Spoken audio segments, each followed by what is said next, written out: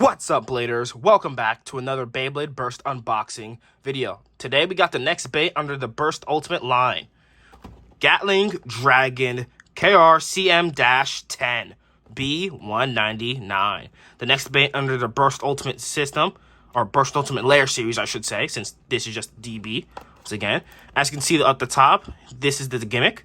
Essentially has two modes. I believe this one is strike attack mode and this one is continuous attack mode, where the wings slide back and it gets more of an oval shape.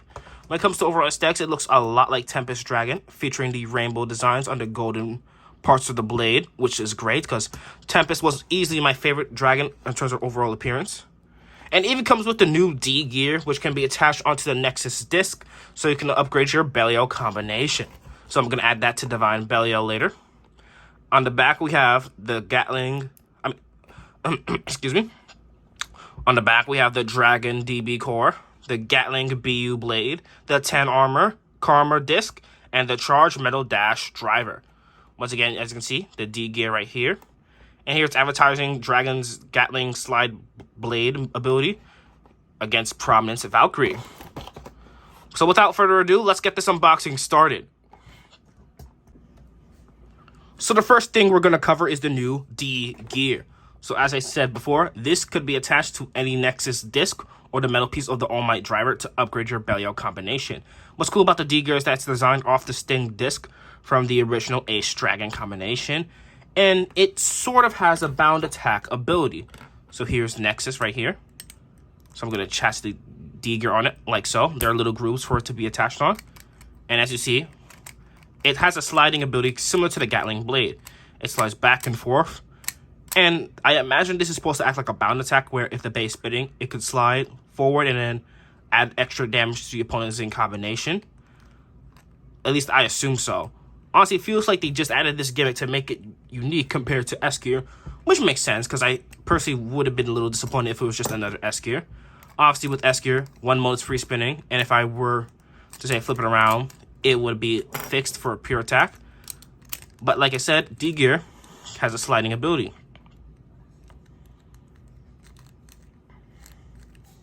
So it's very interesting. So I'm hopeful that this gear will actually be useful in competitive combinations.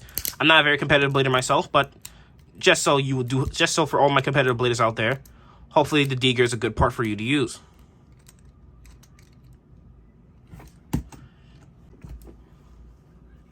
So let's get into the new Gatling Dragon. Really, the only new parts are the actual blade and the core. So of course, we're going to start off with the driver like so. Here is Charge Metal Dash. So obviously, the original Charge driver came on Ace Dragon and had a metal base around the tip, which was plastic. With Charge Metal, they made the entire piece plastic, so the tip is basically a metal hole flat, which I assume is supposed to improve its stamina while still keeping some aggression with it for attack potential. Personally, I don't like Charge Metal because its stamina is not that good, but most importantly, its attack potential is very poor because it's just not aggressive enough for long enough to where it can produce strong hits for the most part. It is very heavy, sure, but if there's no aggression behind the heavy weight, then it really doesn't do much for attack potential at all. The only good thing about this driver is that it's a dash, because the original Charge had a really bad spring, but of course there are way better dash drivers you can use. So, not a big fan of them reusing Charge Metal, if I'm being honest. Here we got the Karma disc, the disc that came on Guilty Longinus, actually. So I imagine that this was meant to be an upgraded version of the 9 disc, as it has like 10 blades going around the side of it.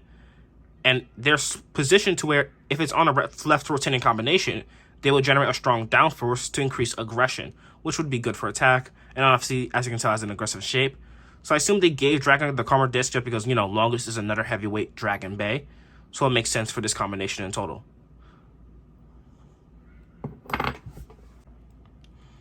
The completed layer is Gatling Dragon 10. So of course the 10 armor came on Roar Bahamut and has 10 points of weight distribution. Overall, other than that, the armors really aren't nothing special. Still not a fan that they don't put stickers on the armor. Although the stickers do fall off, so I kind of get it. It's just a little disappointing. When it comes to the Gatling blade, it definitely looks like a slightly redesigned version of the Tempest, but the gimmick is completely different.